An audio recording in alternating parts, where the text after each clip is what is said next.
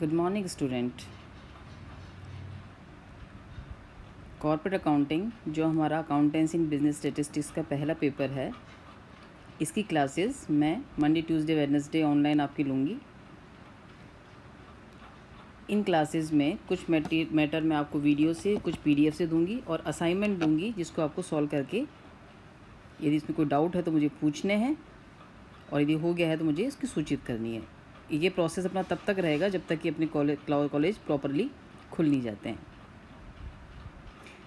जो मैं शुरू कर रही हूँ, जैसा कि मैंने आपको मैसेज भी किया था ग्रुप पर, कि मैं पहला जो टॉपिक यहाँ पे लिया है वो मैंने लिया है इशू ऑफ शेयर्स। वैसे तो आप ये टॉपिक 12th में पढ़ के आए हैं, पर मेरा इसको लेने का पर्पज़ ये है कि अभी आपको बुक्स अरेंज करनी है कॉर्पोरेट अकाउंटिंग की, क्योंकि हमें क्वेश्चंस की प्रैक्टिस करनी है। तो कुछ समय देने के लिए कि आपका जस्ट रिवीजन हो जाएगा जो आप 12th में पढ़ के आए हैं, और तब तक आप लोग अपनी अपनी बुक भी अरेंज कर लेना कॉर्पोरेट अकाउंटिंग की। तब तक मैं आपकी 2 टॉपिक मैं सबसे पहले ले रही हूँ, इशू वाला और रिडेम्पशन वाले, ताकि आप यदि बुक अरेंज नहीं भी हो पाती है तो आप अपनी 12th की बुक से उसकी प्रैक्टिस कर सकते हैं। वैसे तो मुझे पता है कि आप लोग 12th से अच्छे मार्क्स लेके ही पास हुए हैं, तो आपको काफ़ी सारे कंसेप्ट, सब चीज़ें क्लियर होंगी, आपको ये चैप्टर भी आपको याद होगा। जस्ट फॉर रिवीजन मैं इस चैप्टर की कुछ मेन टॉपिक यहाँ पे रिवीजन के लिए लूँगी। यदि किसी स्टूडेंट का कोई टॉपिक क्लियर नहीं हो, कोई डाउट हो, कोई दिक्कत हो, तो वो मुझे सूचित कर सकता है, तो मैं उसके लिए अलग से उसको समझा सकती हूँ, या कॉमन प्रॉब्लम होगी तो उसके लिए मैं अलग से कॉमन रूप से भी सबको समझा दूँगी। तो अभी मैं सिर्फ मेन टॉपिक्स को यहाँ पर ले रही हूँ। अपना जो टॉपिक है उसका नाम है issue and forfeiture of shares. जैसे हम देखते हैं कि हमारी जो पूंजी होती है कैपिटल, वो जब कंपनी के फॉर्म में आते हैं तो पूंजी हमारी अंश पूंजी कहलाती है, शेयर कैपिटल। क्योंकि कंपनी की जो कुल पूंजी होती है वो छोटे छोटे टुकड़ों में बटी हुई होती है, कुछ कुछ पार्ट्स में बटी हुई होती है, और एवरी पीस को, एवरी पार्ट को हम बोलते हैं यहाँ पर शेयर। उसका जो अंश है उसको बोलते हैं हम शेयर। तो टोटल पूंजी जो है वो मिलके बन जाती है हमारी शेयर कैपिटल। तो मैं यहाँ पे जो टॉपिक लिया है वो हमने लिया है टाइप्स ऑफ शेयर्स। शेयर्स कितने तरह के होते हैं। वैसे तो मेरे बोलते ही आपको ध्यान आ गया होगा, तो जस्ट मैं रिकॉल करा देती हूँ कि अपने अंश 2 तरह के होते हैं, equity shares and preference shares, समता अंश और पूर्वाधिकार अंश। इसमें क्या अंतर होता है समता अंश में और पूर्वाधिकार अंश में? तो समता अंश जो हमारे होते हैं, पूर्वाधिकार जैसे देखें तो पूर्वाधिकार हम नाम से देखें, इसका नाम है प्रेफरेंस शेयर्स। ऐसे शेयर्स जिनको तुलनात्मक रूप से प्रेफरेंस मिली हुई है, जिन्हें पूर्वाधिकार है। किसके संबंध में? जब भी लाभांश का वितरण किया जाएगा तो समता अंशधारियों से पहले, इक्विटी शेयर होल्डर्स से पहले प्रेफरेंस शेयर होल्डर्स को डिविडेंड का पेमेंट किया जाएगा, और कंपनी के समापन पे भी पहले प्रेफरेंस शेयर होल्डर्स को ही पूंजी का भुगतान किया जाता है। यानी डिविडेंड का पेमेंट हो चाहे अपनी कैपिटल को वापस रिटर्न की जा रही हो, दोनों ही परिस्थितियों में प्रेफरेंस शेयर्स को प्रेफरेंस होती है, पहले मिलता है। उसके बाद जो पैसा बचता है उसमें से इक्विटी शेयर होल्डर्स को डिविडेंड या पूंजी का वितरण किया जाता है। अब प्रेफरेंस शेयर्स भी कई कैटेगरी के होते हैं।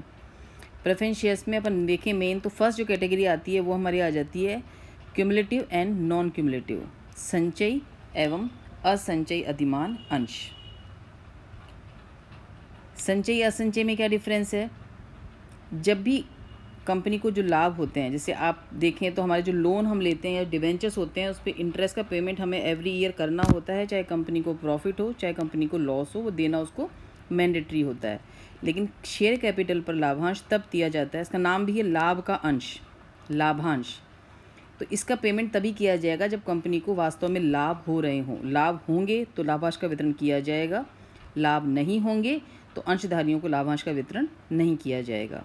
तो संचयी असंचयी यानी क्यूमुलेटिव प्रेफरेंस शेयर्स और नॉन क्यूमुलेटिव प्रेफरेंस शेयर्स में डिफरेंस है कि यदि कंपनी के पास किसी साल में, किसी ईयर में सफिशिएंट प्रॉफिट नहीं होते हैं और उस वजह से यदि उनको लाभांश का पेमेंट नहीं किया गया है, तो यदि वो नॉन क्यूमुलेटिव है तो ऐसे डिविडेंड इसी ईयर्स में उसका जो क्लेम होगा वो लैप्स हो जाएगा, भविष्य में कभी भी इस बकाया लाभांश का भुगतान नहीं किया जाएगा।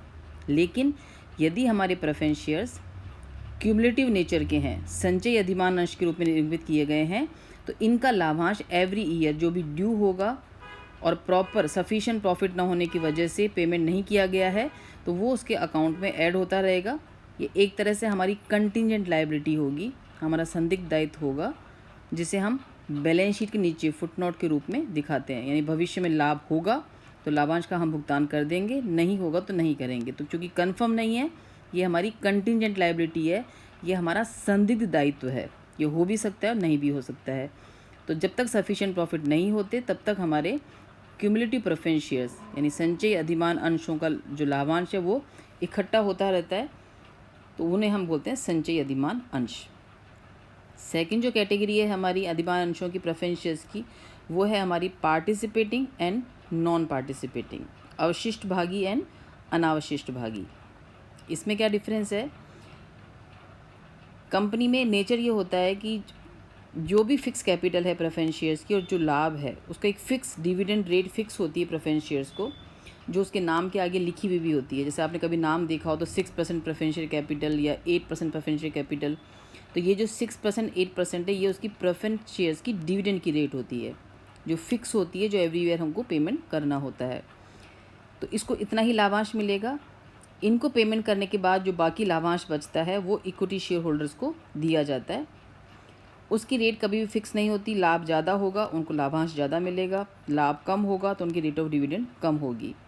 यानी बचा हुए सारे लाभ पर इक्विटी शेयर होल्डर्स का ही अधिकार होता है। लेकिन कभी कभी कुछ अधिमान अंश इस नेचर के इशू किए जाते हैं जिसका नाम होता है पार्टिसिपेटिंग प्रेफरेंस शेयर्स, यानी इक्विटी शेयर होल्डर्स को प्रेफरेंस शेयर होल्डर से एक हायर रेट से लाभांश देने के बाद यदि लाभ बच जाता है तो प्रेफरेंस शेयर होल्डर को उसमें से भी कुछ एक्स्ट्रा लाभांश लेने का अधिकार होता है, यानी क्लेम कर सकते हैं।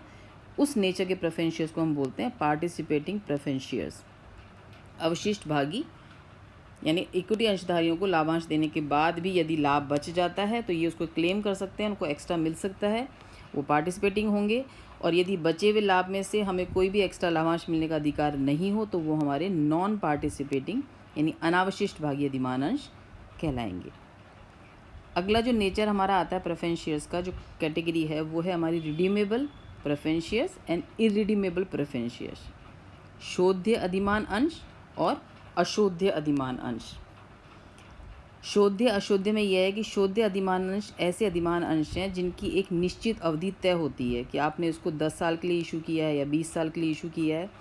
उस अवधि की समाप्ति होने पर कंपनी इन अंशों का शोधन कर देती है, अर्थात इनकी पूंजी का पैसा इनको वापस लौटा देती है। तो ऐसे अंश कहलाएंगे हमारे शोध्य अधिमान अंश, redeemable preference shares.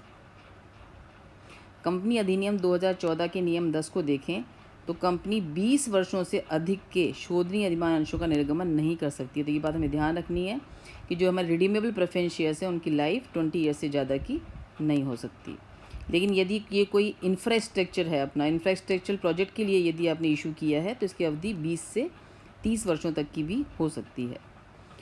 Irredeemable preference shares वो शेयर्स होते हैं जिनका शोधन कंपनी की समाप्ति पर ही होता है, उससे पहले इनकी पूंजी को नहीं लौटाया जाता है।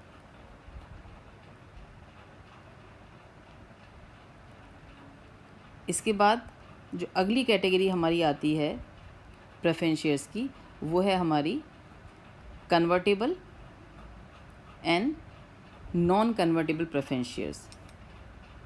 कन्वर्टेबल प्रेफरेंस शेयर्स ऐसे शेयर्स जिनको एक निश्चित अवधि के पश्चात इक्विटी शेयर्स में कन्वर्ट करने का अधिकार होता है। वो चाहें तो उन अंशों को इक्विटी शेयर्स में कन्वर्ट करा सकते हैं, तो वो शेयर्स कहलाएंगे कन्वर्टेबल। और यदि उनको चेंज करने का अधिकार नहीं होता है तो वो हमारे कहलाएंगे non convertible preference shares. Next category हमारी अधिमान अंश की क्या हो सकती है?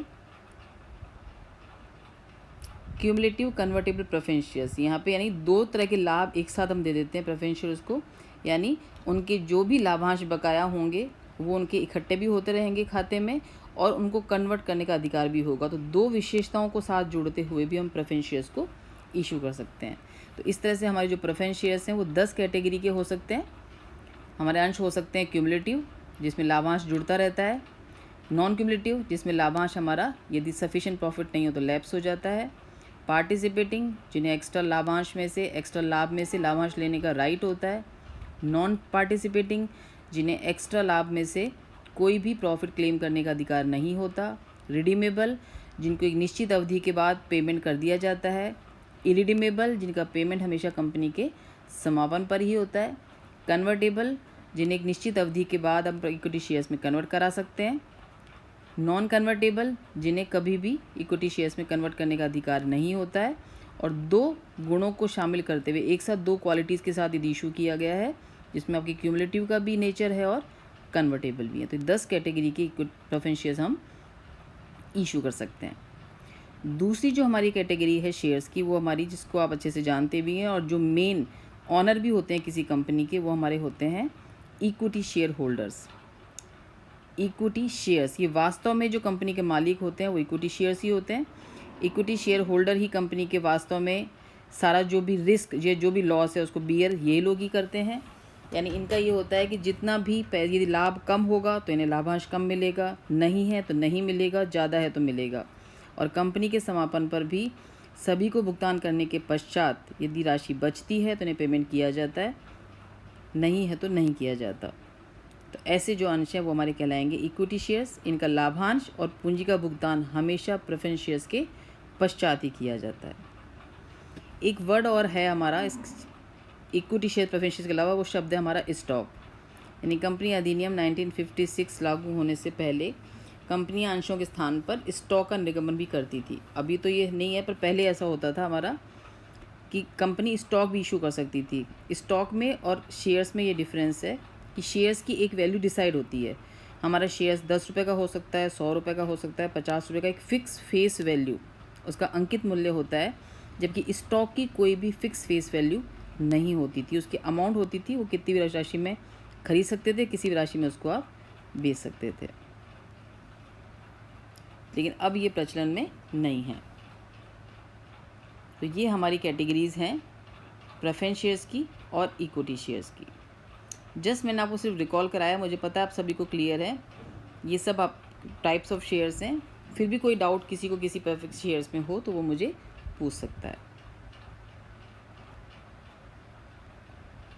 आज के लिए इतना ही।